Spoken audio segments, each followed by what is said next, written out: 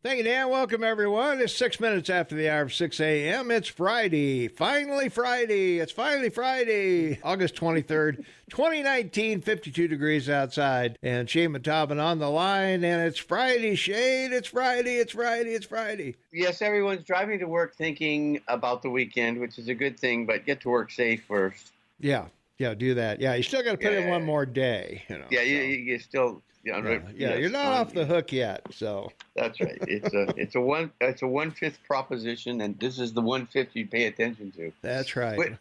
We had a terrible day here 2 days ago. We have a big bridge across the Narrows at the end of the harbor called the Second Narrows Bridge, and a double tanker went over on its side 11 o'clock the night before. This is Thursday. And it wasn't cleared until the following day at 11 o'clock. And then we had, in 4 suburbs, major accidents. The upper levels in West Van and in the upper levels in North Van. Then the Lionsgate Bridge had an accident. Gridlock for 7 hours. Wow. No, I mean, like, the streets were full of cars. Literally not moving. In all the time I've ever lived here. It was like one of those, the perfect... perfect storm? The perfect traffic jam, right? Yeah. It was horrific, yeah. Wow. Pretty bad. Well, at least you weren't in it, so that was a good thing, I guess. Actually, I was on my way to my doctor's. Oh. Because I had an echocardiogram, and, I waited an hour and a half for a bus that, comes every 15 minutes. Oh. Yeah, that's not relative. Well, boy, apparently you need to work on your cleanup overturned trucks. Well, my phone was down to like 15%, and I couldn't really find out what was going on. If I had, I probably would have walked. Yeah. Well, it would have been good for your heart. It would have taken about 40 minutes to walk down through the city and over the Lionsgate Bridge. It's quite a beautiful walk, actually. Well, all right. So you got your electrocardiogram and you're okay then. Echocardiogram, right? Yeah. All right.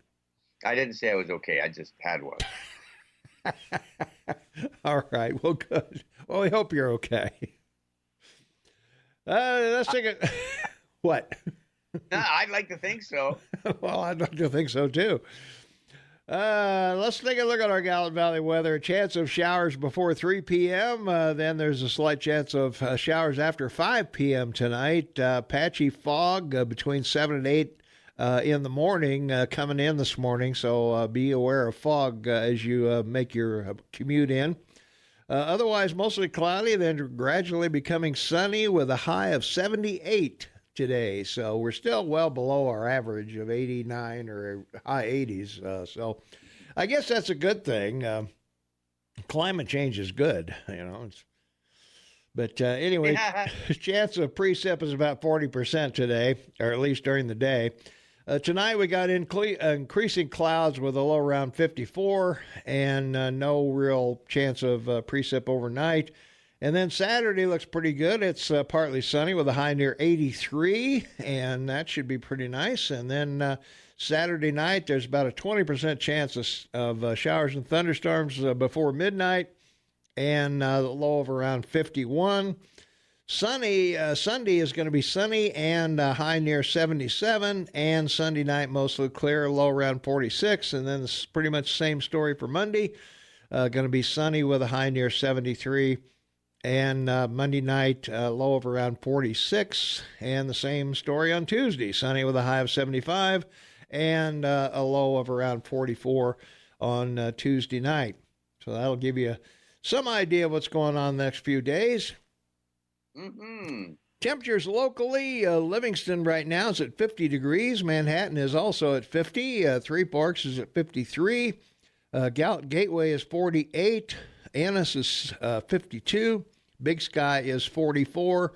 The airport at Belgrade is 48 degrees, and we're right at 52 degrees here in our downtown studios at 10 minutes after the hour of 6 a.m., and we're happy to be here with you.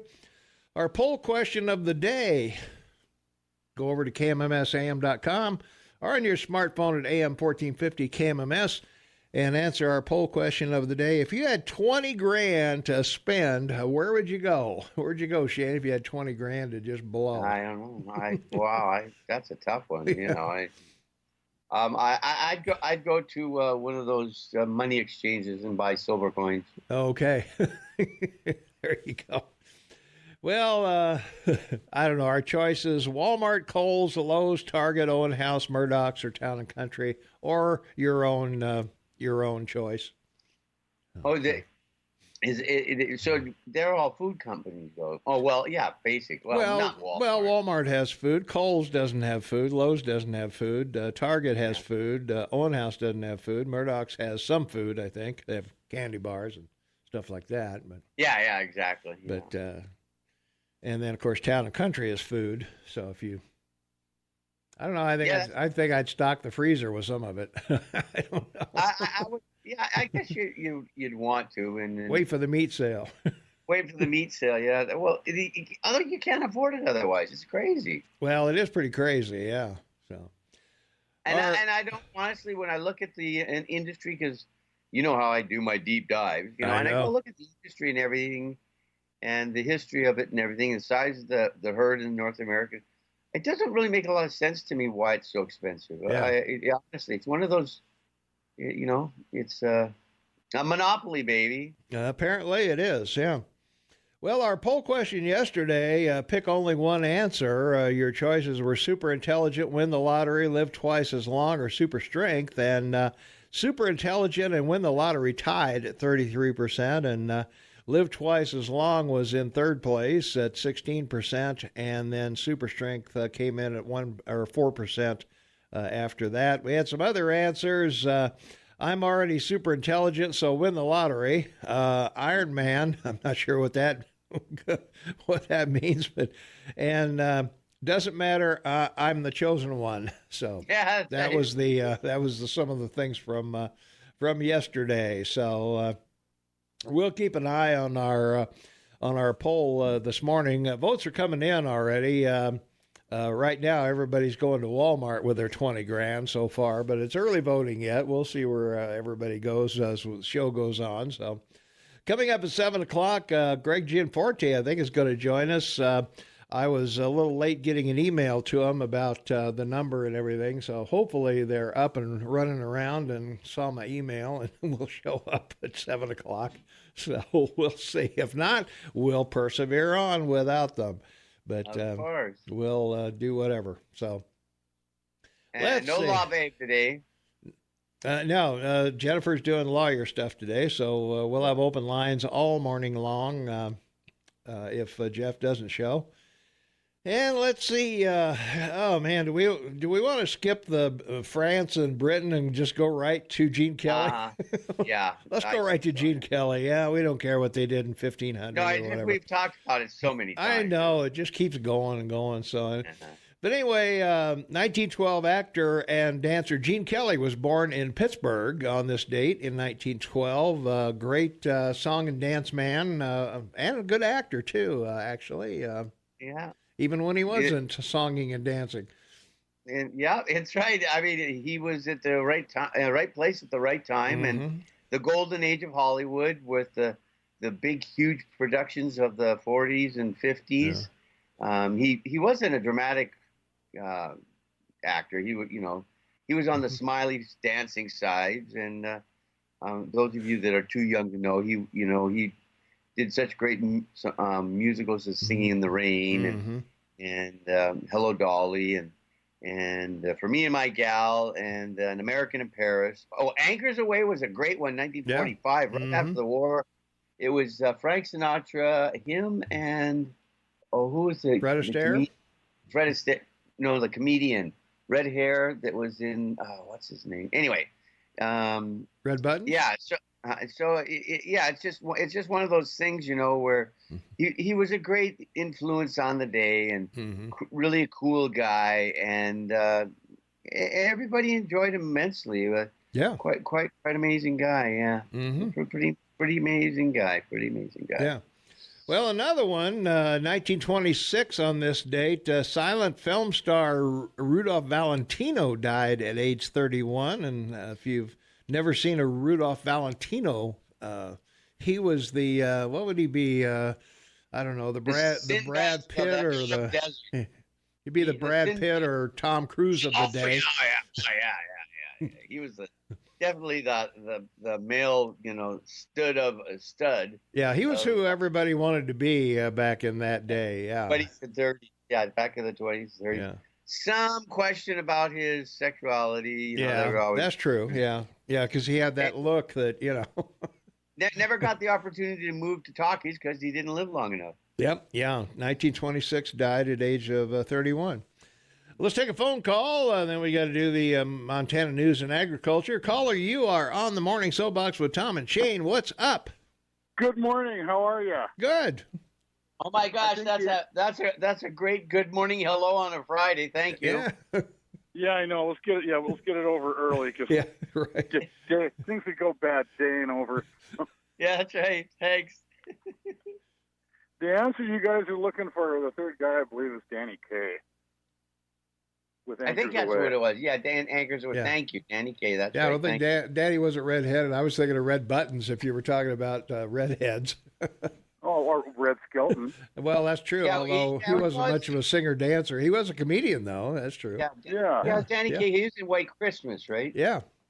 Yeah, I think so, yeah. Well, he was in White Christmas. He was in Holiday Inn with Bing Crosby. He was in a lot of those movies. Yeah, that was back when they had those all-star casts. Anybody who was anybody was in these, then they had some other movies, like Big Backstage Canteen or something, and they had, Carmen Miranda was in that. Mm-hmm. Yeah, Carmen Miranda. Oh, my gosh, yeah. Well, so we got to have an instant poll because you called in. Do you not think it's wrong that the Academy of Arts and Sciences does not have an Oscar for a comedian or a dancer? Yeah. No, that's too bad. Yeah. They should. Anyway. Okay, well, good morning, guys. I'm heading into traffic. All right. All right, buddy. Enjoy. Drive carefully. Be careful out there. Always. All right. We got to do the news and agriculture now. We got Headwaters Livestock Report and Tom Shares. We got Tom Shares coming up. So pay attention to the Tom Shares coming up right after this. 24 minutes after the hour. It's Friday, August 23rd, 2019, 51 degrees outside. The Tom and Shane KMMS Morning Soapbox, whatever the hell it's called. we don't know. It's Friday. It's Friday morning. This is getting pretty good. So that's good. Yeah. We got a couple of comments on our text line that we're going to talk about at 6:30. Shane, trade with China and climate change. So those are two topics that we do ad nauseum here. So why not? So we'll do those right after the news at the bottom of the hour. 1927 on this date, Italian-born anarchist Nicola Sacco and Bartholomew Vanzetti were executed in Boston for the murders of two men during a 1920 robbery. And I don't know why we care about a 1920 robbery, unless it was the I don't know, unless they got away with it. It was one of those immigrant crimes that really hit everybody hard because, oh my God, these are immigrants. Yeah, weren't born here, so. Exactly. Yeah. Well, 1960, Oscar Hammerstein II died at age 65. Rodgers and Hammerstein, obviously a big writing duo of Broadway productions and musicals of the time. That's right. Oklahoma, Carousel, South Pacific, The King and I. And, of course, the great Sound of Music. Yeah. I mean, these were films in the 60s or the 50s and 60s that we went with our parents to these incredibly old theaters that were built in the 20s, with the big red, the Fox theaters and stuff that used to be silent movie theaters. But, they were all feel-good movies, and it was all about music and family and boy, it's nothing like what you're watching at the theater today. That's for sure. Well, those were the days, though. That it was an innocent time. I think that was the big thing. I think about that. And Hollywood at the time had a real positive attitude about the family and the type of entertainment they provided, because this week everyone's been talking about recession. Right. And I think that I would give the influence of the market about a 20% influence by people's attitude, because they're the ones owning the stock. Right. And fear and greed make it go up, and greed and fear make the market go down. So that's true. Yeah. Or no, greed and fear makes the market go up, and fear and greed makes it go down. So, yeah, if you can create enough fear about the market, people go sell, and the market will go down. That's true. Yeah. Well, in 1979, Soviet dancer Alexander Godunov defected while the Bolshoi Ballet was on tour in New York City. If you don't know who Alexander Godunov is, he was the last guy blasted by Sergeant Powell in the movie Die Hard. That's right. That's right. Smacked him right between the eyes. Right, with the long blonde hair. Yeah, he had the long blonde hair, and that's defector Alexander Godunov. and a remarkable thing. This was during the Cold War, of course. Mm-hmm.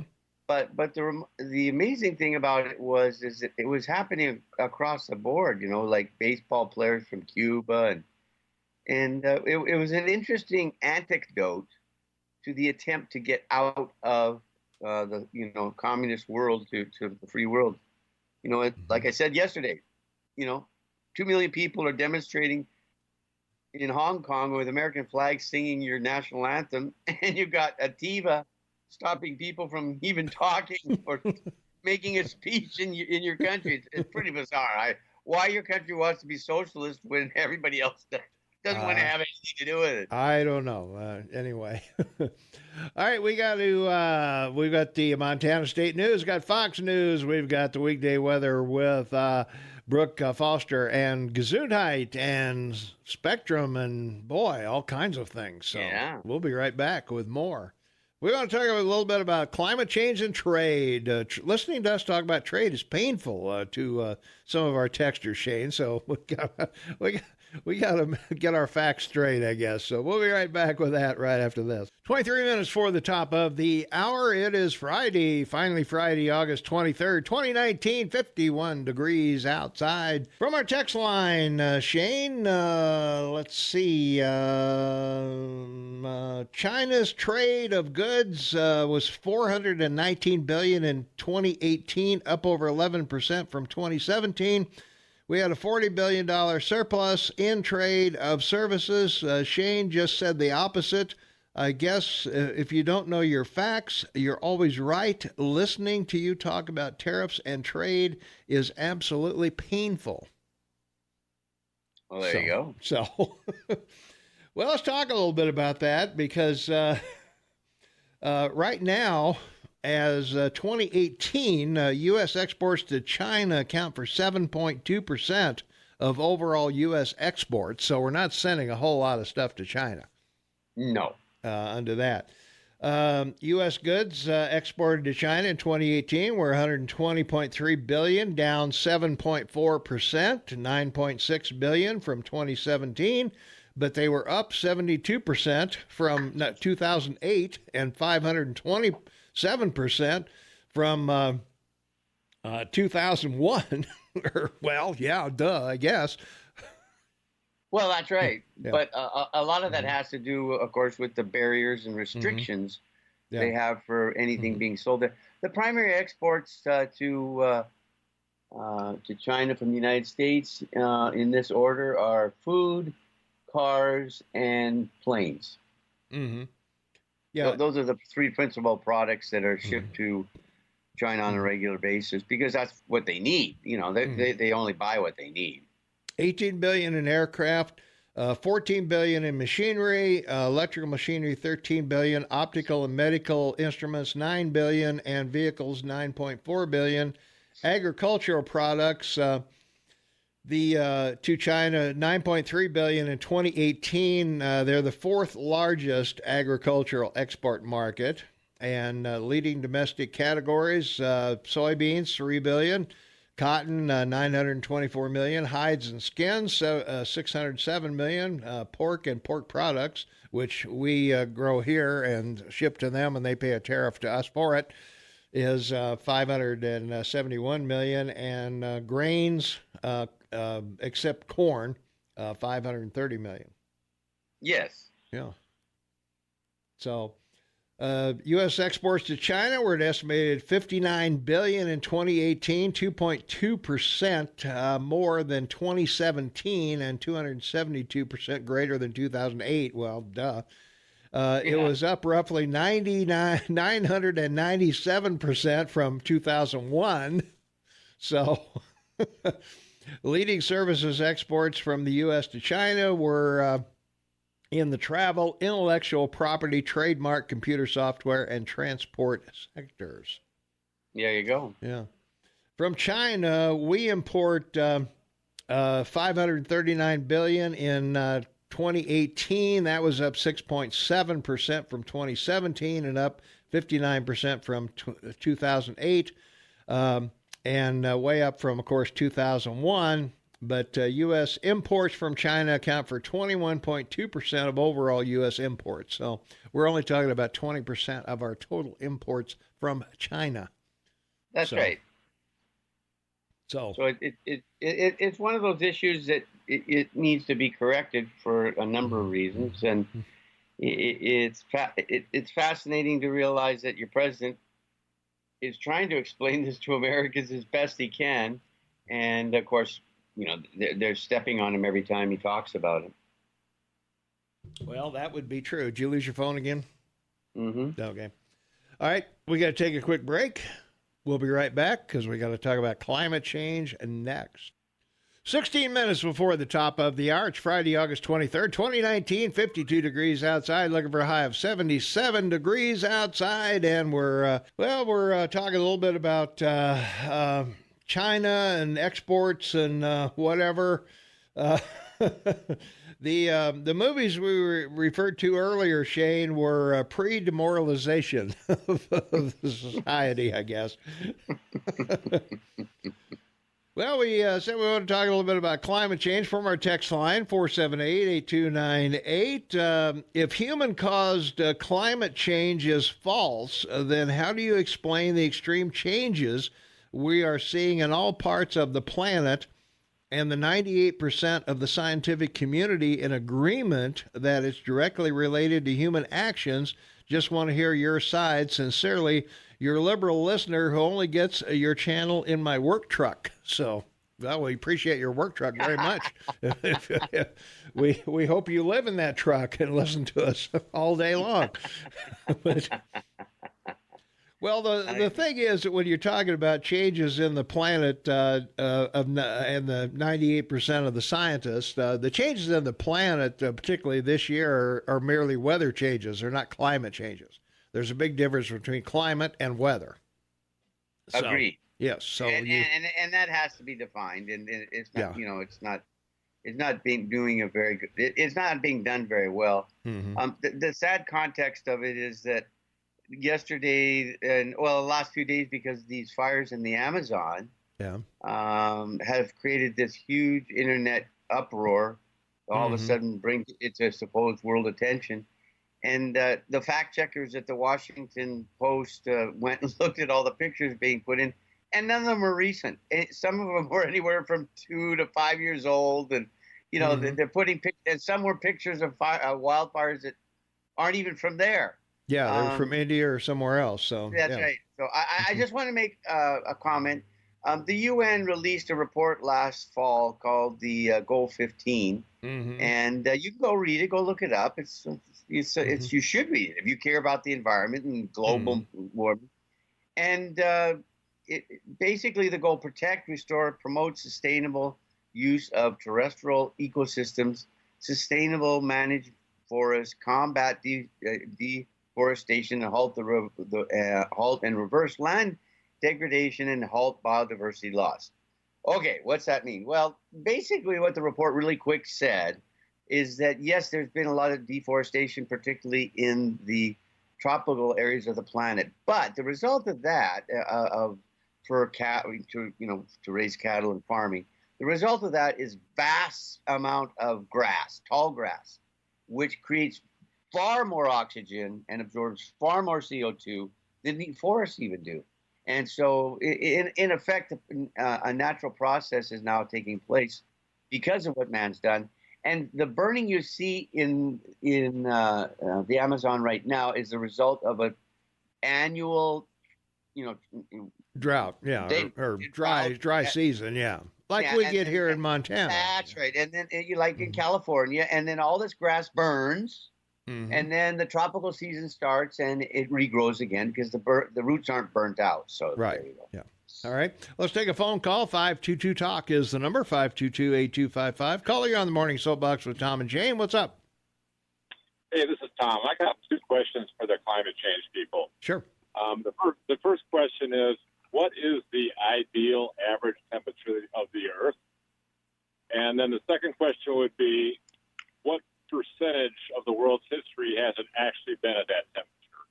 If they can answer those questions, then they might be worth talking to.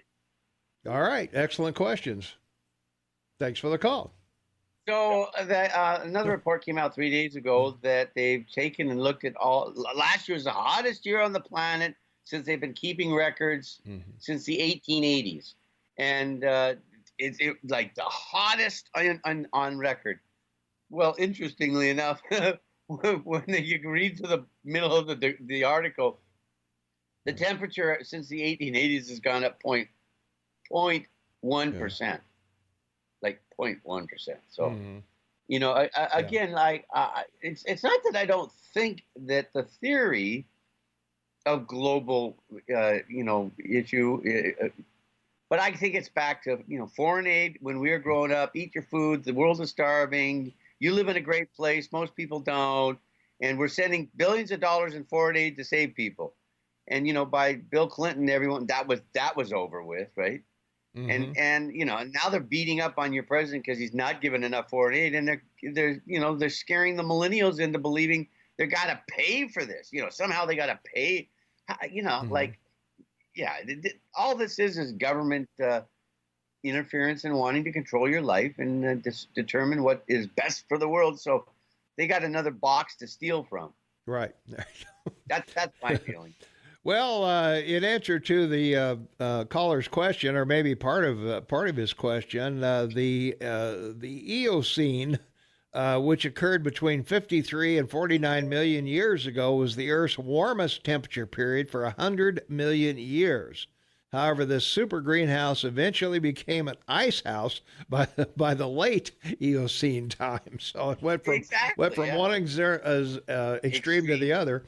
And I've often wondered about this. What if we, in our battle of climate change or global warming or whatever you want to call it, what if we go too far and reverse it back to, if we combat global warming and we go too far and now we go back to, another ice age? Where's the balance? And I think the caller had it on the head. What's the ideal temperature for the Earth to exist and everything to grow normally and all of that, and for humans to live, and how what is that temperature and how long over the millennials has it been that temperature? And I've only been around a little over 70 years, so I know it's been pretty normal for me. It's cold in the winter. It's warm in the summer. So that's right. That's pretty much it. I mean, I'm a firm believer in the modern minimum.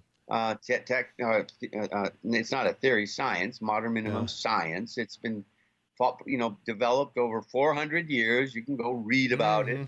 And I believe we're moving into a transitional time because of sunspots or the lack thereof, which will result in an ice age of consequences that may reduce food production in North America, Canada, the United States by 58 to 60%. So, I mean, and that'll happen between now and 2050. So you think we'll see. All right. Well, we'll find out, I guess, so one way or another. So, and of course, everybody will be really screwed because there'll be no oil, no gas. You won't be able to heat your home. So Good luck. True. You can't drive anywhere, and there's nowhere to stick a thumb out on a highway because no one's on them. All right. We got to take a break. We'll be right back.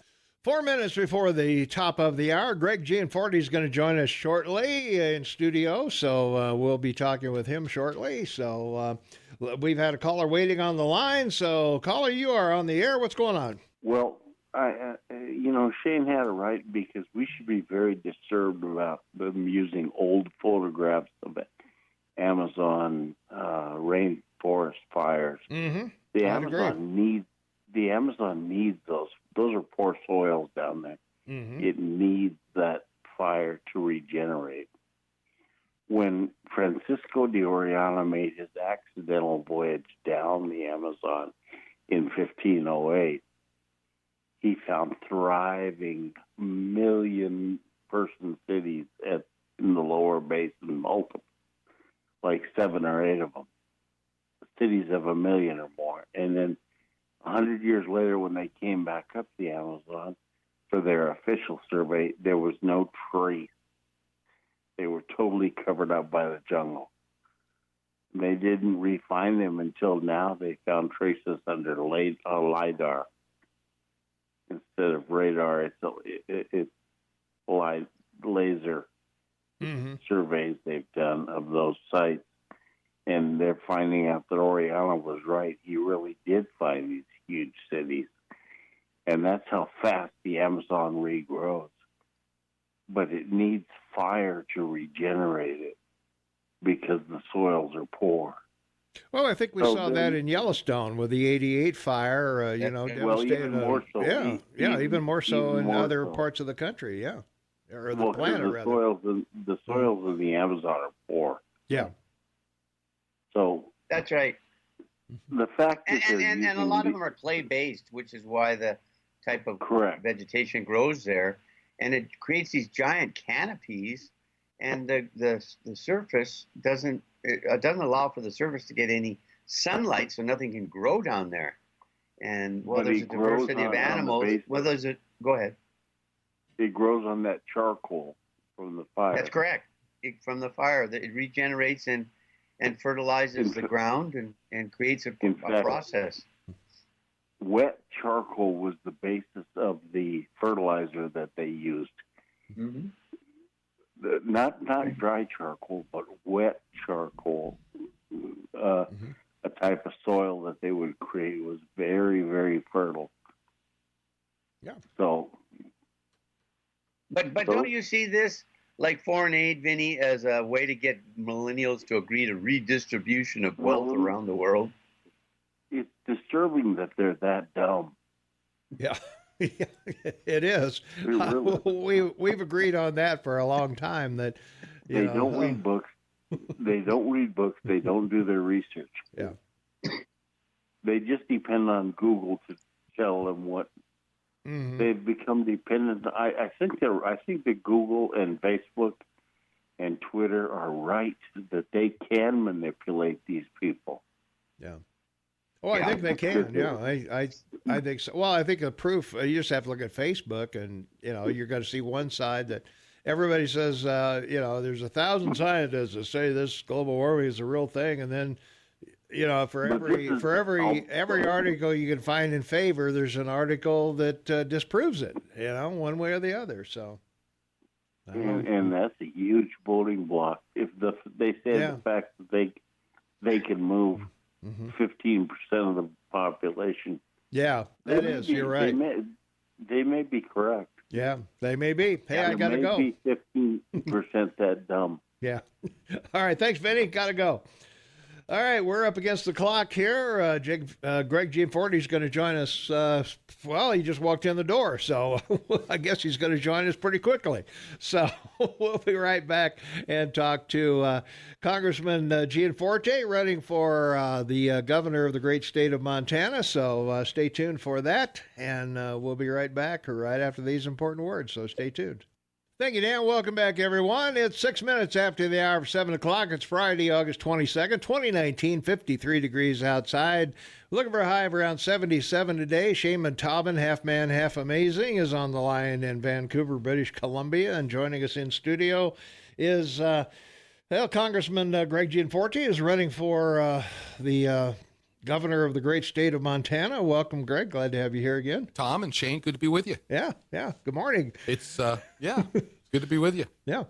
One of the things we were talking about off the air, in view of the tariffs the president has placed on China, this is doing some damage to our farmers, obviously. And one of the jobs of governor is to make some deals with these other entities or find another place for us to sell our agricultural goods. So what thoughts do you have as to what you would do in that situation to maybe relieve the farmers, to where we can open new markets for their goods and replace what we were providing to China? Sure. So first, ag is our number one industry.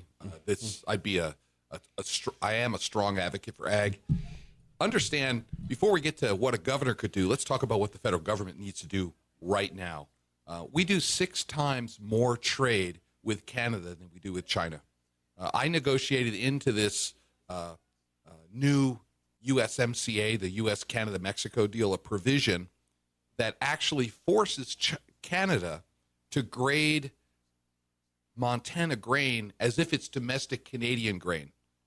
Historically, whenever Montana grain goes north, they say, oh, that's fit for the pigs. That's the only price we're going to give you. Mm-hmm. That's what they currently do. Yeah, like they do with cotton. They've got low-priced cotton. They got good cotton. Or correct. Whatever. But every single grain of Montana grain going north gets graded as feed quality. So, but as governor, I think this is what I did in business. I brought people together. I think the governor has a role as a facilitator in deal making. The government shouldn't be in the middle of these deals. But an invitation from the governor to potential clients overseas to come to Montana, to sit down with our producers and to do deals, to create markets and expand opportunity, that's right dead center on where the governor should be. I think there's also opportunities. We ship a lot of commodities out of Montana, grain, beef, and we ship it as commodities. The Montana brand is not preserved on that grain and beef. So our producers don't capture the value. I think we should be working with industry, and government has a role mostly to stay out of the way and act as a deal facilitator so that we can add more value to our agricultural products here in Montana and preserve the Montana brand through the supply chain. Producers will get more money. Yeah. Well, our biggest products, I would guess, are wheat and cattle. It's beef and grain, whatever that we export the most of. Yep, beef, grain, and our kids. Yeah. Well, that's why we need a. That's why we need a business person up in Helena. Send them off to Seattle. Well, Seattle Susan or Minneapolis. We raised our 4 kids here in Bozeman. 3 of them aren't here anymore, and I just think being near the bottom in the country in wages is in large part because we haven't had effective leadership up in Helena. Yeah. We've seen what happens when you put a business guy in the White House. Let's put a business guy up in Helena and create more opportunities for all Montanans. Yeah, I tend to agree with that, being a business guy myself, that I think we there's a I don't know, I guess you could arguably say that we shouldn't run a state or a country like a business, but it should be where in business you're responsible for the dollars that come in. You've got to be a steward of those dollars. You can't just spend and spend and spend and expect your business to stay in business. I don't know, Tom. I think balancing a budget, that's a pretty good idea. That's a pretty good idea. Yeah. Hiring competent people, I think that's a pretty good idea. Bringing a customer service culture to state agencies, I think that's a pretty good idea. Yeah. So I think a lot of what happens in business applies to state government. From our text line, please ask Congressman Gianforte when, if ever, they're going to seriously investigate Hillary's emails. Have Shane tell his BlackBerry story relating to Canada's government. Apparently, the Canadian government got the code to break the BlackBerries of several years ago or whatever, and to produce Hillary's missing email messages and why they're not pursuing this aggressively. So. Well, I think Attorney General Barr has really stepped up the pace in this, and we ought to get to the bottom of it. Yeah. Let's take a phone call. 522-TALK is the number, 522-8255. Caller, you on the air with Congressman Gianforte. What's up? Well, as you know, Trump has loosened the Endangered Species Act. They took a poll around here at a newspaper. It was 2-1 not to loosen it up, but I said, go ahead and loosen it up. Animals go extinct. Many animals have gone extinct over the millennia, so we're spending a lot of time and money trying to prop up animals. Would you take the chance of swimming upstream by making any statement that you would like to save some time and money by not having the state get involved in trying to prop up all kinds of animals that may be on the way to extinction anyway, and it's the human mind that's thinking that they have to be given living quarters? All right. Hey, thanks for the call. We'll ask the Congressman about it. Thanks. Tom, I have concern about the federal government getting involved here. I mean, I think the Endangered Species Act was put in place for a good reason. None of us want these animals to go extinct. Sure. But the problem is they get on the list and they can't get off. This is what we've been finding out with the grizzly bears down in Yellowstone. We have a massive grizzly bear problem up along the Rocky Mountain front. That's why I can announce here on the air this morning for the first time anywhere, in 2 weeks, I'll have Secretary of Interior Bernhardt in Montana. I'm taking him to Shoto. There was a time just recently where the high school in Shoto was put on lockdown because there was a grizzly bear on the football field. Yeah. In Shelby, they're shooting off cannons on the golf course to chase the grizzly bears off the golf course. And in Valier, the grizzly bears are swimming in Lake Francis. Nobody can go out at night. Wow.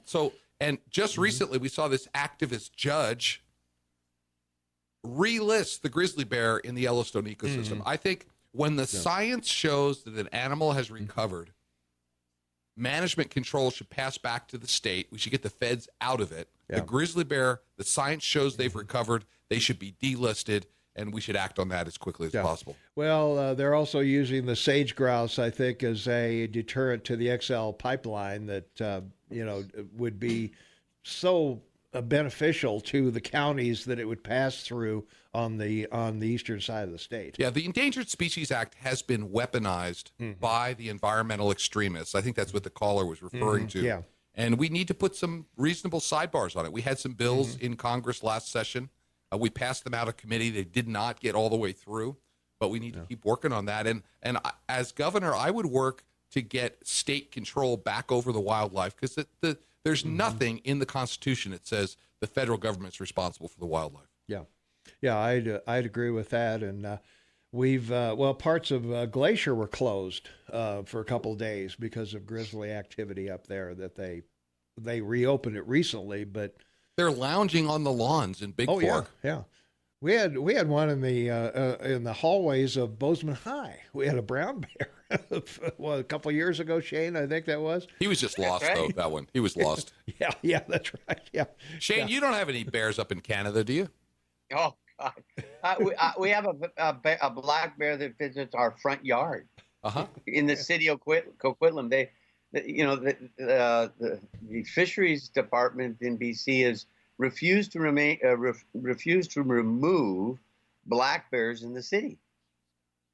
Yeah, so I've removed a few black bears. I just want to make 2 points because I think it's important because I like the congressman maybe to take this back to Washington, I think it would be an important thing.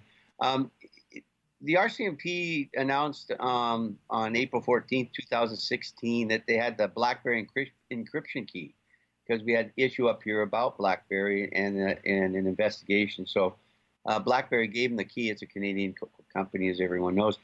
What I find fascinating is that there's no reference or discussion in any of the media about this because obviously Canada has had this key since 2014 and has been checking, all the people in the Obama administration carried Blackberries. So I don't know why none of your intelligence services haven't approached the RCMP or CSIS about that in Canada. The other thing is that I just want to comment to you is, I drove down to Tammy's party with my nephew, and we drove down through northern Montana, and I was aghast at all the highway shutdowns for hundreds of miles of it, and no road construction going on, sharing two lanes with moving over to the other side and just passing by. I hope as governor you check out what your present governor has done with the highway budget and why he's giving a rest to all this highway for the winter. Why nobody's out there. and then I just want because I don't want to. I mean, this is just for my own edification. I've come to rename the Democratic Party in your country the Demolition Party because of how they want to demolish your economy with the new Green Deal. So you might have some fun with that, maybe as a play on words. Yeah. Thanks, Shane. I'm taking notes. All right. Yes. Well, while we take notes, we're going to take a break. We'll be back in a couple minutes here. So hang on. We're talking with Congressman Greg Gianforte. You can text us, call us, whatever you like, and we'll continue on the conversation with Congressman Gianforte right after this. Welcome back, everyone. 20 minutes after the hour. It's Friday, August 23rd, 2019, 53 degrees outside. Tommy Galoff, your morning mayor in the house. Shaman Taubman, half man, half amazing. we have a real legitimately elected person here with us. Congressman Greg Gianforte joins us, running for governor of Montana. And one of the things that callers wanted me to press you on, and I'm going to press you on it. I'm ready. Is if the legislature, to preface my question, we got hit with pretty good property tax increases this time around. And a lot of people voiced a thought about Proposition 13, which was in California for a time. I don't know, maybe it still is. And so if the legislature would pass some version of Prop 13, would you sign that bill? I think California's been suffering. First, I want to say clearly, you'll never get higher taxes from me. Yeah. You won't get a sales tax. You're not going to get, in fact, a top priority for me. We need to take a page out of the national book and lower taxes, and I have a plan to do it. Here, and it's really simple, Tom. Every single year, the state of Montana has more revenue from taxes, and the legislature, in conjunction with the Democrat governor, every year they spend it. Yeah. So I'm going to ask the legislature in the first session, give me a zero growth budget. Zero. Revenue will go up because the economy is expanding. Yeah. That gives us a surplus. I will use all of that surplus to reduce property taxes, to reduce income taxes across the board for all Montanans. Okay. But if Prop 13 came to your desk, would you sign it? I'd have to look at it. At the specifics, because this is one thing I've learned in Washington is that until you see the details, we had a bill HR 1 this year.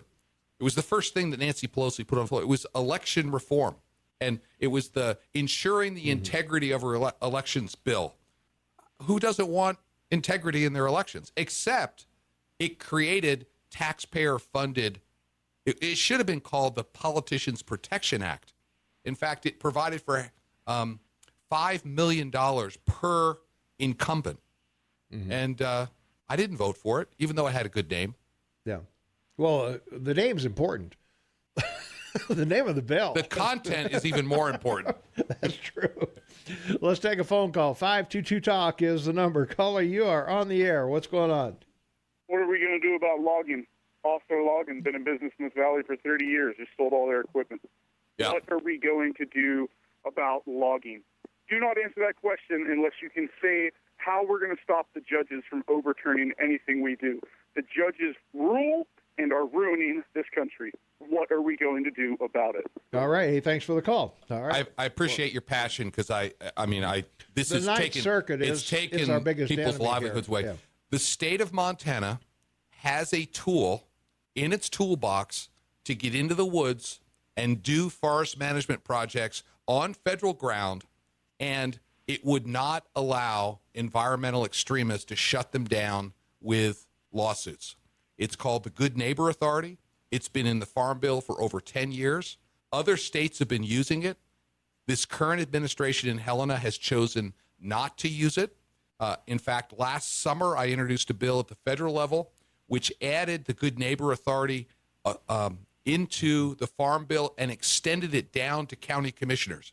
If I was your next governor, I would use the Good Neighbor Authority that is available that allows the state to go cut hazardous fuels, to do habitat enhancement, to do timber projects on federal ground, and that provision, the Good Neighbor Authority, excludes judicial intervention.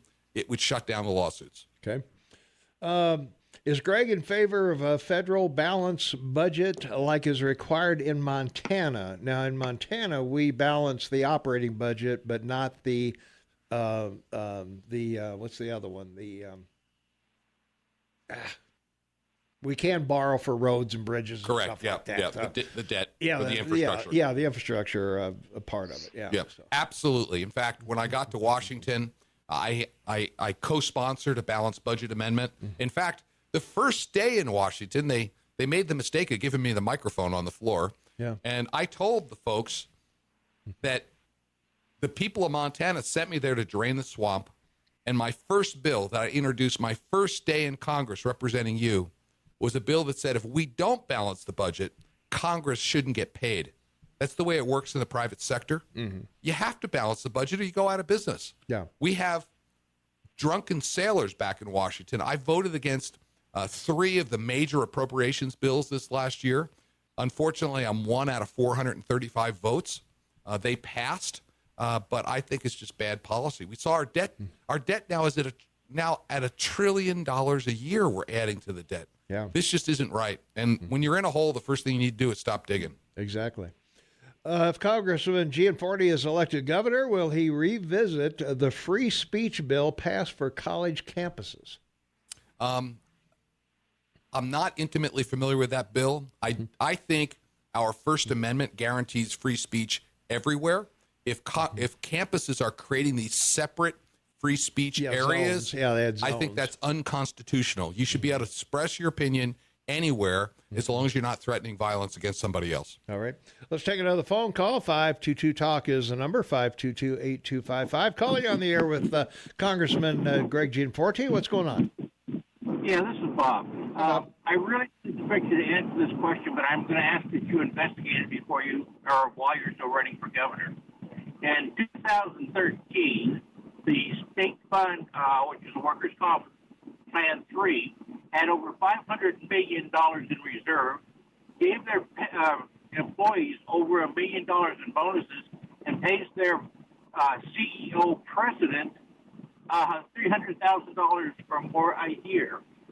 How come we, as the injured workers, can't get anything out of them when the system's supposed to be self-administering and not requiring attorneys, when you're told by the workers' comp court judge that, oh, you can always get an attorney on a contingency. The contingency is 20%, which means every injured worker who can't figure out the laws are required to pay 20% to a less funded attorney's bill and do it. So would you please investigate that? And you'll find that the Administrative Procedures Act and everything involved with it is so convoluted, it's not fair to the injured workers. You know, I have looked at it in the past. Thanks for the call. You know, you compare Montana's workman's comp rates to North Dakota, very similar economies. We've got some oil and gas. We've got ag. Ours are significantly higher. Yeah. And we have a fundamentally different structure. So as a business guy, what I do is go look at best practices. We have 50 experiments going on in this country, in the 50 states. We ought to look at the one that's working best, that fits for Montana, and take the good ideas. And this is one of the things that, in spending my whole career in business, I think we have generally dedicated, hardworking state employees, but they're not led well. And somebody's got to come in and bring clarity to focus and then hold them accountable to deliver the results. All right. Can we hold you over a little longer? Sure. Can you hang around a little bit? All right. All right, that's going to wrap it up for this segment, and Greg's going to hang around with us. Shane's going to hang around with us, of course. We can't get rid of him. In spite of your cards and letters, he's still here. We'll be right back with more right after the news at the bottom of the hour. Stay tuned. 24 minutes for the top of the hour. We're talking with Congressman Greg Gianforte, running for the governorship of the great state of Montana, the last best place on earth. Tom, good to be with you. As you know, I better turn you on, huh? There you go. Tom, good to be with you. I'm still being trained after almost a year here. I think you're catching on. I'm catching on a little bit. From our app chat line, pension for public employees seriously underfunded. Well, this has been part of the problem, stealing from Peter to pay Paul. We have a contract with the workers in the state, and we need to keep those obligations. This is also, we have a lot of shortfalls. We don't have the money we need for infrastructure. We don't have the money we need for pensions. And it all goes back to the fact that our economy is not strong enough in Montana. So all the more reason why we need business experience. We're not going to balance the budget on the backs of the state workers or the retirees. Yeah. Let's see. Let William Barr handle it. Wow, Congressman. You won't make certain that Congress is aware of the information Shane just provided. I'll bet it'll better not either. Is Barr aware of everything? Seriously, Greg, this is important.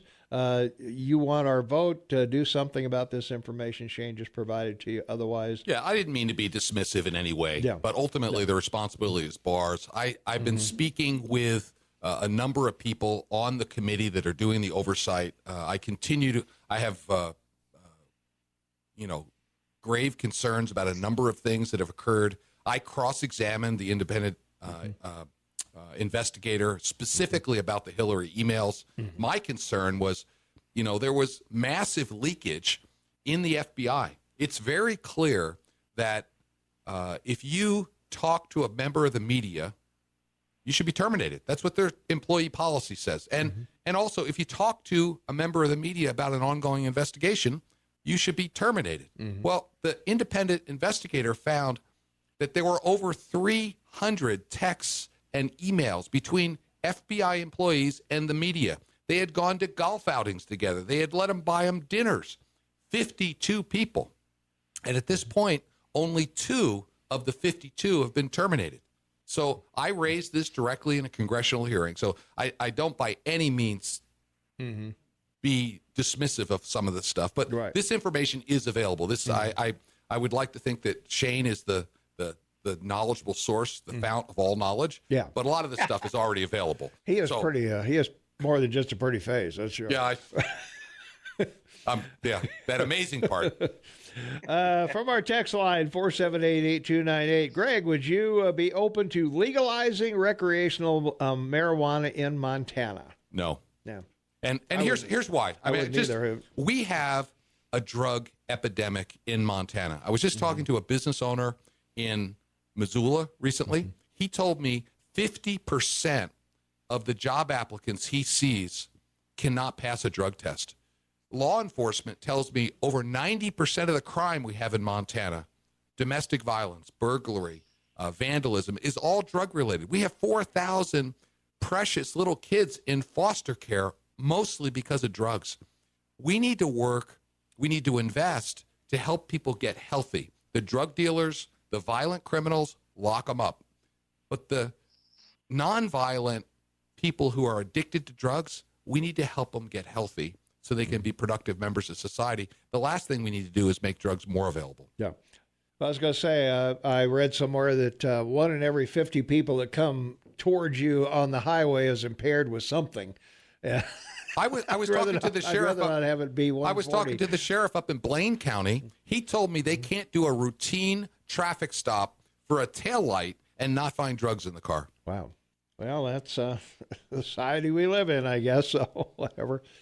I know you have to go. We're going to take a break here shortly, but I want to thank you for coming in. Oh, my pleasure. We hope you'll be back again. And I love visiting. I love taking the calls. And at the end of this month, I will have been and done events in 45 of 56 counties. I get to every county, and I'm proud to tell people that I have yet to spend a weekend in Washington, D.C. The bigger something gets, the farther you are from the truth. That's true. So you got to get out, and that's why I love hearing from folks. Yeah. Well, we appreciate you being in. And are you going to be somewhere if people want to check in with you? I do the next thing. I got this team of people. They're packing 5 pounds of stuff into a 3-pound box. Okay. And I just pull it out one thing at a time. They'll tell you where to be. Okay. Well, let us know if you're going to have an event somewhere. Or let us know. We'll put it on the air and everything. So good to see you, Greg. Good seeing you, Tom. All right. And take care, Shane. Thank you for being in the house, Congressman. I think it's important that you visit with the people of the Gallatin Valley, of course. My pleasure. All right. Thanks so much. We'll be right back with more right after 15 minutes before the top of the hour. It's Friday, August 23rd, 2019, 53 degrees outside. We're looking for a high in the mid-70s today. Shane Matobin, half man, half amazing, on the line with me from Vancouver, British Columbia. Tom Eagle, your morning mayor in the house. This is the KMMS Morning Soapbox with Tom and Shane. And local news, Shane, Bullock's making news. Chances of him making the next debate are slim and none. That's right. Quite honestly, it's looking like he won't qualify. And some people think that he is just running for president to pad his war chest and prepare for a Senate run against Senator Dane. So what do you think about that possibility? Yep, no question in my mind. When this started out 4 months ago, and there were 22 people on the dais, we talked about that the likelihood of several of them raising money in, to get a national awareness and so forth was for that purpose. And, already 2 people that have left the race have decided that's what they're going to do in Colorado. The governor, of course, Hickenlooper or whatever. Hickenlooper, he's going to run for Senate. So yeah, I think he will. And I think that could have been his plan, and Bullock may have the same thought in mind, that he is popular in Montana, has won in Montana, a red state, by the way, something he always touts. But to get in the next debate, he's got to have at least 130,000 unique donors, and he's got to reach at least 2% in at least 4 Democratic National Committee-approved polls between June 28th and August 28th. And right now, he's had fewer than 65,000 unique donors, and he hasn't received anywhere close to 2% in any of the polls, according to the national website. So it looks like he is not going to be there for the next one, and I wouldn't be surprised to see him do the same thing Hickenlooper in Colorado did. And remember it was a few weeks ago we talked about the Fonda Group of Montana and Hollywood raising money for him. Oh yeah, that never happened. I don't know. Yeah, the luncheon may not have gone well. Well, apparently not. If he's only got 65,000 unique donors, so he's not going to have a lot of money to to start his Senate race with. I think Daines will probably have more, but you never know. Once the Democrats want that state. They need seat. It's critical. Yeah, it is. Even though we only have 3 votes here, but boy, in the Senate with the if they can take back the Senate, that really complicates the Supreme Court nominations. If Ginsburg decides to retire or give up, or if anybody else on that court either dies or decides to retire, like Kennedy did, could be pretty interesting as to where the Supreme Court goes with a democratically controlled Senate. So well, and not just that, but also all the other federal judges that they've been. Well, that's true too. Yeah, they're going to have to. Yeah, that's even more important.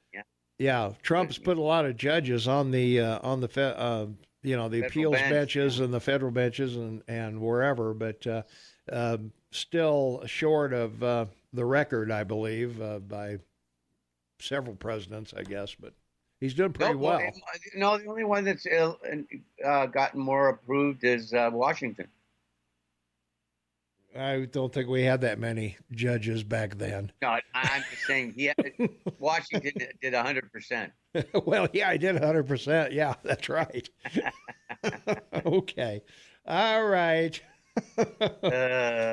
Tom, I want to thank Shane for sharing his BlackBerry story with our congressman. The problem is politicians always assume the next guy has it taken care of. My sense is that these guys had no idea of the information Shane shared. I'm not going to vote for anyone anymore unless I see action, because you know the old joke, when you know a politician's lying. So that's from Steve-O. Why are we so dependent on China? Shouldn't we diversify our agriculture exports the way we diversify our investments? Seems to make sense. That's from Kevin, and yes, I would say it does. Yeah, we can't put all our eggs in the China basket, Shane.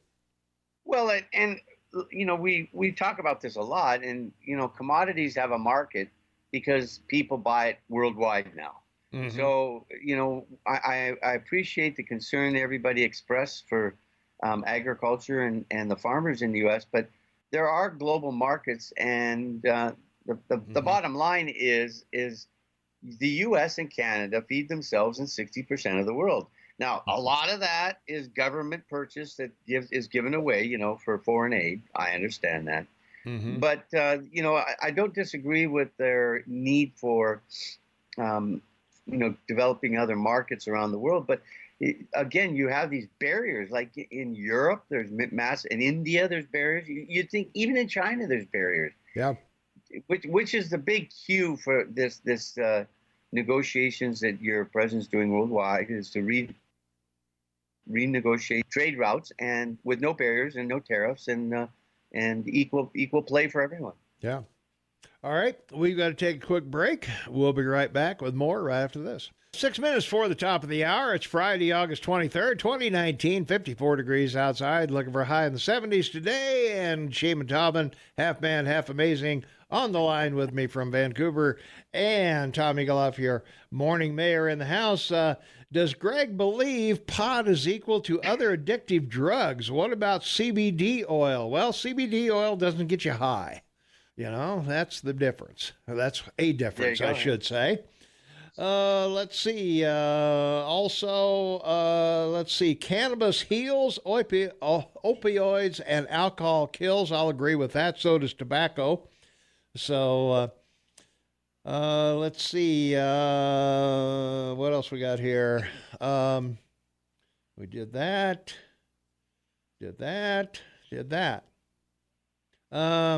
That's okay.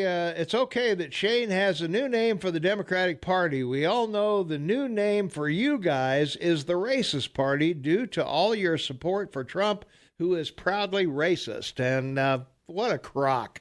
What a crock. We talked about this before about being, biased, and we've talked about people, that make these comments. And, again, you should sort of go to a dictionary. Yeah. Racist, prejudiced against or antagonistic toward a person or people on the basis of their membership in a particular racial or ethnic group, typically one that is a minority or marginalized. I don't think you or I qualify as a racist. I don't think so. Yeah. Yeah. Now, and of course, the other big one we've always talked about is being a bigot. Mm-hmm. And, the definition of a bigot is a person that's intolerant of another person's point of view. I don't think we're intolerant of anyone's point of view. So, it's an easy word to throw around, and it demeans the word in the issue of where racism does exist. By the way, for our listeners, I just want to let you know the 15 top consumers of wheat around the world do not include China. Indonesia is the largest, 2.6 billion a year. Egypt, 2.2 billion. Algeria, 1.8. Italy, 1.8. Philippines, 1.7. Japan, 1.6. Brazil, 1.5 billion. These are all billions of, Spain, 1.3. Turkey, 1.2. Mexico, 1.7. 1.1. Nigeria, 1.1. The Netherlands, 12. South Korea is 13th at a billion. Morocco is just under a billion, and Belgium is 15th. So, this discussion about, a commodity like wheat is there are global markets for it, and its established price is a free price. So, you have a Department of Commerce which should help your wheat farmers sell to the other 15 countries that are the biggest buyers. True. Yeah. Well, I would think so. That's the job of these folks is to find the markets for these products. So that's correct. Yeah. Let's see. Free global markets mean some countries are better at different products. China's cheap labor makes cell phones and TVs cheap, and we grow grains. Protectionism and nationalism are stupid liberal policies that don't work in a world economy. Agreed. So, okay. This is one of those flashpoints that we're dealing with on an ongoing basis. And, as I said the other day, with the announcement your president's made of $1 billion manufacturing facilities being built, and the trillions of dollars flowing into your country because it's the safest place to invest, and obviously it's becoming the most productive in a return. I just don't see any possibility of a recession because your economy is still expanding. It's just expanding by huge proportions. Yeah. Well, that's what we do here in America. That's what our free, as I've always said, man, if China had the freedom we do, I can't even imagine what they could do to benefit the world if they had the freedoms that we have. That's right. And I think if Trump gets elected president for a second term, by 2024, your GDP will be 25 trillion. Yeah. 25 trillion, you think? Yeah, it's about 21 now. 22. Yeah, something like that. Well, we've already since he was elected, we've added 9 trillion to the to wealth. Yes, the wealth in your country is just growing exponentially, and again with Hong Kong and the issues there, if that turns bad, if that turns sour, look out everywhere because that the whole banking center there and the money center there will move. It'll either move to Vancouver or Singapore, but China's running a real risk of isolating itself just because of Hong Kong. I would agree. All right, we've got to duck out of here. We've got Fox News coming up. We've got news at the top of the hour. No Jennifer today. She's doing lawyer stuff, so we'll have open lines. Anything you guys want to talk about for the final hour of this week, we'll be back after the news and take your calls and texts and whatever. Stay tuned. Thank you, Dan. Welcome, everyone. It's 6 minutes after the hour of 8 a.m. It is Friday, August 23rd, 2019. Finally Friday, Shane. Finally. Friday is here at last. 57 degrees outside. We're looking for a high in the mid-70s. And no Jennifer today. She's doing lawyer stuff, so we'll have open lines for the next hour. And from our text line, the animals are going extinct are... The animals that are going extinct are constitutional conservatives. They sure seem to be, don't they? That's very good. I like that.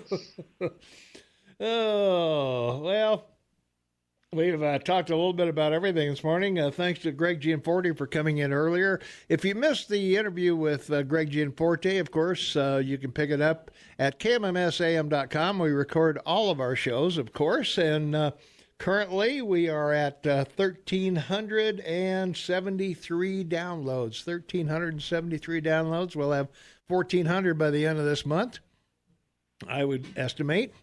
Huge. Yep. Huge deal. So yeah, we appreciate that. How many shows? 215. Can you believe that? I mean, seriously. Yeah, 215 shows we've recorded so far. That includes some Saturdays that we did before we went full time here. But yeah, it's pretty amazing that we have that kind of support, and we really appreciate you guys out there downloading the show and sending it on to other folks. And the other thing I need to remind you of course, is that starting on September 12th, that's when sweeps start. That's our where the advertising and everything rates are determined by listeners who listen to this program. And we hope that you will pass on, if you like our show, that you'll pass it on to other folks and have them tune in as well. And we'd like to have a nice rating book for the year we've been here and putting the show on for you. So it'll be our first rating book of just us because we were in the period before when we came on the air, with the Dominic's passing. So that's right. So we kind of split the ratings. So this will be the first time that Shane and I actually have real ratings that the Town Square people can look at and say, yeah, that's pretty good, or boy, that sucks. So whichever one it happens to be. So let's take a phone call. 522-TALK is the number. Caller, you are on the air. What's up? Hi, Tom and Shane. It's Donna. Hi, Donna. How are you? Good morning, Donna. You both fall into the really good levels. Well, thanks. We appreciate that. Well, we appreciate you. You are a wonderful break from all the political stuff going on. Sometimes little things they play in between programs are getting a little bit too much, but you're a welcome breath of fresh air. So. Well, I appreciate that very much. I wanted to congratulate you or to thank you for the wonderful interviews you always do with Greg. You get out of him what we want to hear, at least what I want to hear. And you're a business person, and you can go after and ask the questions that need to be asked. Well, thanks. Well, I'm all excited because I was the first to come up with collusion delusion, right? Yeah, right. And then your I did, and then your president quoted me, and I didn't get any credit. So if Greg takes Demolition Party back to Washington and gets to the president with it, I'm sure we might hear it at one of his rallies. That's right. Amen. I think you're right. But, well, let's hope so. But you do a great job with him, and I can totally see he always wanted to be governor. He didn't want to be something back there, and I don't blame him. So. Yeah. I think he'd be a great governor. So. Well, he's very, he brought his business here. He didn't certainly have to do it here. He could have done it anywhere else and probably done it easier somewhere else. But he really likes Montana, loves it here, and I think I agree with you. I think he would. We've got some good choices for governor for a change on the Republican side with, of course, him and Tim Fox as well. But I think Greg would do a great job. Yeah. Well, and the great thing too is he created a watershed because of his success with technology and being developed in your state, and the people that did well that invested with him. There's more people doing technology, in your state. So it's becoming a recognized area for people to live and work on high tech stuff and internet and so forth. So that's a huge thing. So that's a positive. Yeah, it really is. It's a little scary to think that Bullock might get into the Senate race, but I got to trust God on that one. So. Okay, thanks, guys. All right. Hey, thanks for the call, Don. I appreciate it. All right. We're excited to. We're excited to be here. Certainly, we appreciate letting us take the reins for a while. They just can't seem to find anybody to replace us. So, I mean, what's to replace, huh? Well, and we take great joy in what we're doing, and I think we're well prepared, and we try to make it, like you've always said, interesting. All listeners are more than welcome, and anyone calling is more than welcome to discuss issues with us. So it's a wonderful opportunity. I love it. I can. Oh yeah. Well, and you get up for free. That's the best part. Yeah, well, I'm just happy to get up. So. Well, that's true. Yeah, anytime we can put our feet on the floor, we're happy every morning, huh? Well, in other news, Planned Parenthood announced this week it's pulling out of the federal program Title 10 rather than follow the new Trump administration rule banning participating clinics from referring abortions or treating people in the same building where abortions take place. And I would certainly go along with that, I think, Shane. And I think the numbers are showing that shift to this issue about abortion. I'll just say this because we've talked about it a lot. Roe versus Wade was really not about abortion. What it was about women having equal rights under the law and the Constitution. Mm-hmm. And people with greater legal minds than mine, they've said that, the crossover to abortion or the link to abortion was not really intended by the decision. But it was a great decision for women's rights. Mm-hmm. Unfortunately, it's not gone well for babies in your country and your birth rate. But I think that it's shifted, and I think millennials are once again realizing the importance of life. The big concern that I have about it is that the whole sidetrack with the Gang of Four and that Cortez making the comment about not wanting to have children because it, be damaging to the planet. Mm-hmm. Yeah, really, yeah, right. I think she needs to talk to other people in the world, like India and China and Indonesia. Right. I was gonna say they got plenty of room over there. What's the problem? Yeah, exactly. Let's take a phone call. 522-TALK is the number, 522-8255. Caller, you're on the Morning Soapbox with Tom and Shane. What's up? Yeah, this is Bob. I'm breaking your double-dipping rule because I think this is of utmost importance. I think that Shane ought to be made an honorary Montanan because he knows more about the state than most of the people living here. Well, that's true. By the way, I wanted to bring up with the congressman, do you know that Montana had the highest voter turnout of any Western state of the from the Mississippi West? Almost 72% of the people in Montana voted in the last election in 2018. Go Montana! That is just fabulous. Yeah. Well, this is mine. We're on the kudo train. You two make it great, and I will tell you, putting Shane on when there's a dead space in between while the commercials are running. Oh yeah. And talking to those of us who are less than qualified to be on the show. Oh, please. It allows us to get our thoughts together before we actually have to say something. Well, that's good. Yeah, that's a perk we haven't had before. Sometimes when I was here alone, I was able to talk to people off the air, but running the board and the music and everything kind of take some attention and watching the time and all that. So I'm glad that he can take that weight off my shoulders. Well, that's why I say I just called in to say thank you, and I do think that should be your question of the day. All right. Should Shane be given a honorary membership in the state of Montana? We should.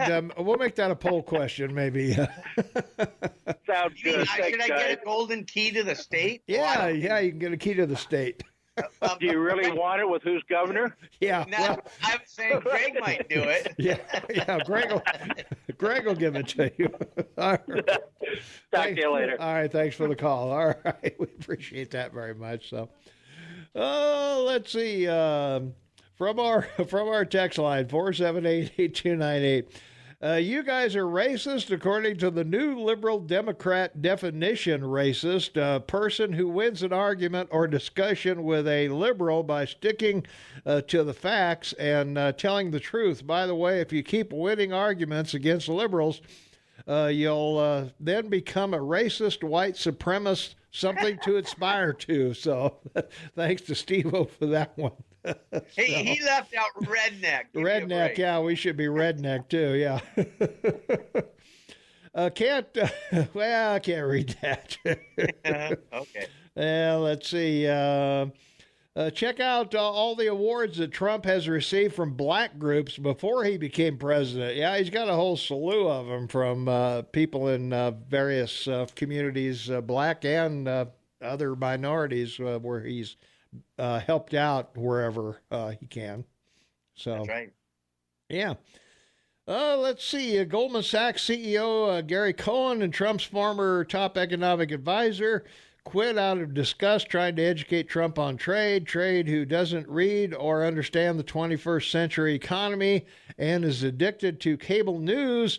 Replaced Cohen with a TV personality and sycophant Larry Kudlow. Ironically, Kudlow was in favor of free trade and rallied against tariffs until joining the White House payroll. Well, I think he's probably still against them, but you go with where you are.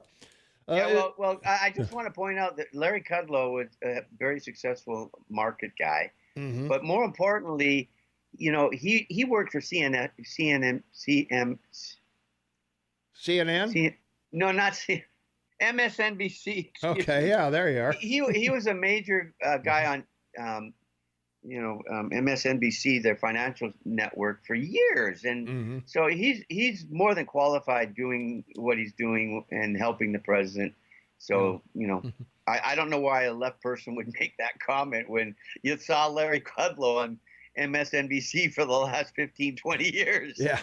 Wow.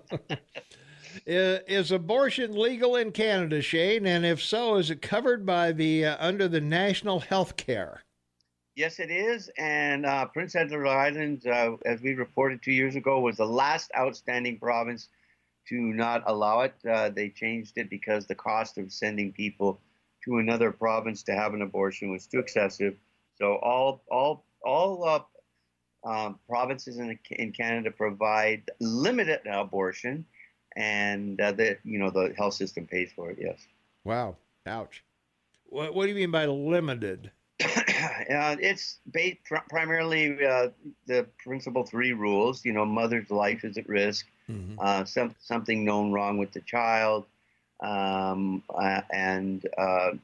incest or rape, and only in the first trimester. Oh, okay. All right. So, all right. Let's see. Shay needs to return to the Bacchus. It's sorry now. I don't know. I've only eaten the Bacchus, I think, a couple of times. So there you go. It was okay the 2 times I was there. I just had sandwiches, so it wasn't, Did you have the soup? I didn't have any soup, so maybe I should have some soup, and maybe that's what the texture is talking about. That that's bad for you. No, I talked to a person once during a commercial break, and we actually he was there when I ran the Baxter, and a college student as well. Yeah. And we giggled about how you could come in for $5 and get a fresh loaf of bread and all the soup you could eat. Wow. And not apparently there anymore. Too bad. Yeah, that is. All right, we're behind here a little bit. We got to take a quick break. We'll be right back right after these important words. Stay tuned. 36 minutes after the hour, 23 minutes after the hour, I should say. 36 minutes till the top of the hour. I can't read the clock. It's Friday. I don't know.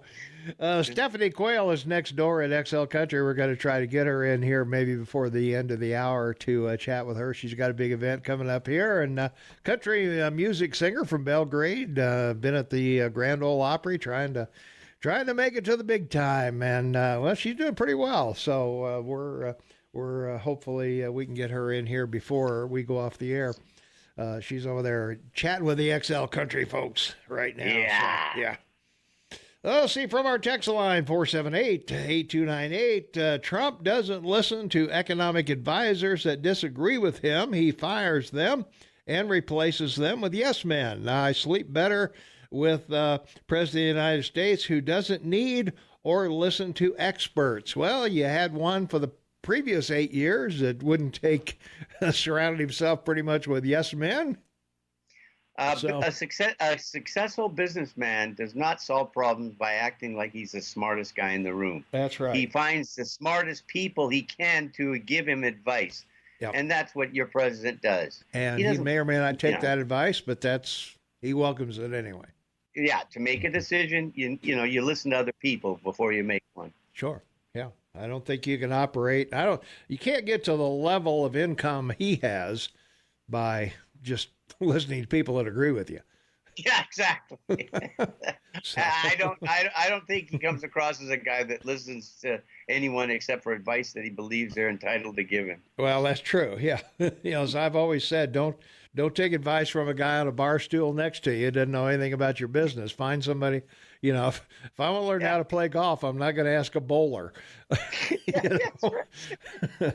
So Yeah, exactly. I'll get somebody qualified.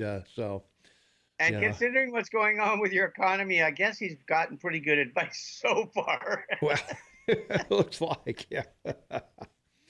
Oh my gosh. Well, I don't know. Let's see. We got anything over here? Looking at our text line and our chat line both. Fix the from our app chat. Fix the VA. I have seen a nurse. I have to see a nurse practitioner instead of a doctor. Why? Probably because of the pay scale. I would guess it's probably it. Yeah. So, the VA could use some help. That's certainly true. I don't think you're going to see a doctor unless you go up to Helena to the hospital. Then maybe you'll see somebody up there. But I think running around here, more likely you're going to see a nurse practitioner. And if necessary, they're going to refer you to Helena or Billings, depending on what your Billings is the heart place, I think, and Helena does everything else. Now, did you have your knees replaced under the VA? No. Okay, you did it personally. That was Medicare. Yeah. That was Medicare. All right, buddy. Yeah, Medicare and Mutual of Omaha picked up the 20%. Medicare doesn't. There you go. So pretty much out the door. So. Excellent. But I could have had it done under the VA. I could have gone up to Helena and had it done there. But it was the distance and traveling back and forth and all that the decision to do it here. So that's why. Okie dokie. Trump does not take or welcome advice. He knows more than his generals. Well, I don't know if you're listening to news, maybe, I don't know. If you've been in the Oval Office and some of the meetings, then maybe you have the inside track. So, well, and my response to that is, of course he knows more than his generals because he listens to all of them. Yeah. Yeah. Trump makes decisions himself and not by committee. Crooks and con men get rich without being good businessmen. Well, they don't get rich and they don't stay rich for very long. That's the issue. You don't make money unless you help someone. And that's the bottom line. Yeah, well, and the bottom line, his company is solid based equity cash flow, monthly recurring income. Mm-hmm. And, you can't argue with the success of what he did as a result of what he learned from the mistakes he made. I was going to say,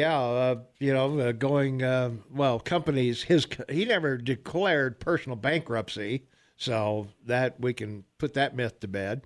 Right. His companies have, and many companies do, Michael Jordan missed the game-winning shot 26 times.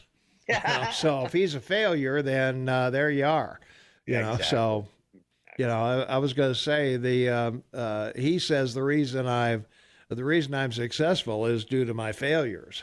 So that's right. What doesn't kill you makes you stronger, or so they say 100%. Anyway. Yeah, something like that. Well said, Eagle Man. Boy, you're on top of your game today. We are on it, aren't we? All right. Shane, you've got a call coming in, so I will put that over to you, and we'll be back right after the news at the bottom of the hour, so stay tuned. 23 minutes for the top of the hour. It's Friday, August 23rd, 2019, 57 degrees outside. Shane Montalban's been entertaining a caller, so let's go to the phones. Caller, you are on the air. What's going on? Hey, Tom, it's Mare. Hi, Mare. Yeah, I was thoroughly entertained. Well, good. I almost got a marriage proposal out of the deal. Well, you could do worse, Mare, let me tell you. I have. That's even better. Good on you, Mare. I just want to talk about Jen Forte. Once again, he Sure. did not answer my Prop 13 question. Yeah, I pressed him a little bit, but he just wouldn't come clean on it. And I sent you a text that he was dancing around the Yeah, I question, saw that. and you Yeah. didn't.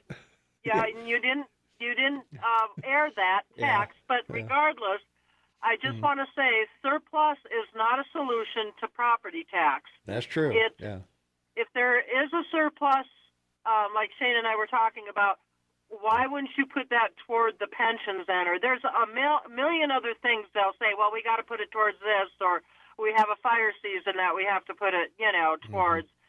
So, and I understand that, but with property taxes and Prop 13, there's a certainty in that. You know exactly what you're paying, so you can budget for that. So, like this last March, I get my new and improved bill of another $1,000 I've got to come up with in about 8 months. And that can be really hard for people, in my age bracket. As I'm getting older, I'm not able to make the kind of money that I used to make. Sure. And so that certainty really goes out the window, and it's like, okay, now where am I going to get another $1,000 in 8 months? And for some people, it was $2,000. Some it was $3,000. You know what I mean? Mm-hmm. And you can't rely on there being a surplus. No, there you may can't. be a No. year where there isn't any. So his whole premise is bull crap. I'm sorry, but the guy is really starting to tick me off. I'm not going to vote for him, and I voted for him twice. But I tell you what, if he keeps this crap up, he's never going to be governor. All right. He just isn't going to be governor. Yeah.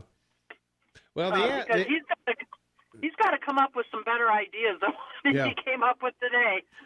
Well, the answer to that $1,000 a month, you might consider that marriage proposal. Yeah. Get out of here. So it wasn't $1,000 a month. It was $1,000 over 8 months. Yeah, but I know. Still. Well, you got time for a honeymoon. Before you have to pay. Stop. So your GDP in Montana is 49 billion. Your debt's $5.5 billion. Your state revenue is 7.1 billion, and you take in 10.7, or excuse me, your revenue is 7.2 billion, and you spend 10.7 billion. So, it just interesting that rather than have a reserve, what we were talking about is they should either reduce your debt, because then you can always borrow it if you need it because you have a fire season or something, and there's other things, as Mayor said, that you can spend money on instead of having it sitting in a reserve. When it's as Mike would say, it's not collecting much interest. Yeah, that's true. It wouldn't be. Hey, thanks, Mayor. I appreciate it. You bet. All right, thanks for listening. Thanks for letting me vent. Oh yeah. All right. Okay. We will have a good day, and we got to take a quick break. We'll be right back. 15 minutes for the top of the hour. Shane's been entertaining a caller on the air, or on the phone, rather. Let's put him on the air. Caller, you are on the Morning Soapbox. What's up? Well, that waterboarding ain't too bad. I can handle it. I get a job with the CIA. He uses soft water. Yeah. Just one time, Tom, I would like to hear you say this after reading one of the Trump is a racist text. Yes. Here's what I'd like you to say. That text was from Anonymous. His number is 570-8866. Okay, I can do that. I think that'd be quite interesting. You might cut the number of stupid text down. Well, hey, all of you are welcome here. You know that, Pete, of course. Well, that's all right. Even the bad ones. Maybe some of us out here would like to have a conversation with that gentleman. Yeah. Hey, have a good one, guys. All right. Hey, thanks for the call. Have a great weekend. All right. You too. All right. Take care. Thanks for the call. All right. Let's see. Let's see, from our text line, General Mattis quit because Trump didn't listen to him. General Kelly quit because Trump didn't listen to him. And White House turnover because Trump doesn't listen to advisors. Why can't you see this? Outside of selling condos and golf courses to millionaires, Trump has failed at virtually every business. His talent is creating a brand and conning banks to lend to him. Well, listen, I checked into this, so yeah, go for it. Obama, over his presidency, replaced 32 members of his cabinet, and in the first 2 years, 16. So, please, folks, check it out before you make comments like that. There you are. Mattis quit because Trump told him to go destroy ISIS, and he didn't want to. That clearly the bottom line, right? Because after Mattis left, Trump knew, Secretary of the Defense obviously got the order to go, and they changed the guidelines, and goodbye ISIS, bye-bye. And I think Kelly didn't like the text situation either, so that was a big sticking point for him. And I think the other point was that he felt that Trump was confiding more in family members than he was in Kelly. Yeah, and General Kelly was another interesting situation because of his background. But I think quite honestly, one of the reasons that Trump picked Kelly because he was a military guy. And I think he wanted to see how or what the White House would look like being run by, a military guy, and the way they organize that. When you're in that position, and again, I'll tell you, people, go look at the 6 interviews Obama did with 60 Minutes. It's on, you can go see them. You should listen to them. On YouTube, it'll be on YouTube. Yeah. Let's see. Greg lost my vote on his view on pot. Closed-minded. Okay. Let's see. I hate to tell you, and I'm sure Shane won't Google, but the economy was recovering nice before Trump. Google 10-year unemployment stats. Okay. Well, 10-year unemployment stats would not be as low as they are now. So that's right. But as we've said many times, we don't credit presidents with unemployment or the markets. Those are business driven outside of politics. So if the market is doing well, it's because of business people are creating a positive environment for it, and unemployment follows that. And also the Federal Reserve, one of their jobs is to do the unemployment. So let's go to the phones. 522-TALK is the number. Caller, you on the air. What's going on? Well, this is Clint. Hey, Clint. Good morning, good sir. Good morning, Shane. I'm worried about the water supply out of the Yellowstone River for the towns of Warden and Ballantyne.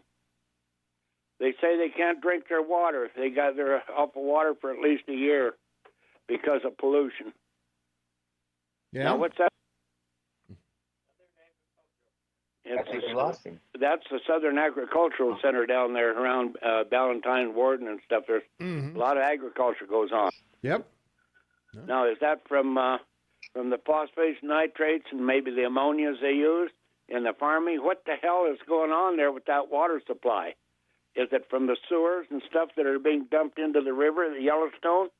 There's something wrong here. I think it's all the above. Yeah, the surface water is leaking down into the groundwater, see? Yep. And it's polluting it. Same thing's going to happen out here at Four Corners, too. Yeah. But anyway, I just wanted to alert everybody about that. That's really something, that water, Yeah. You don't want to take a drink out of the East Gallatin, do you, Tom? No. I didn't think so. I don't want that Guadalupe Giardia stuff.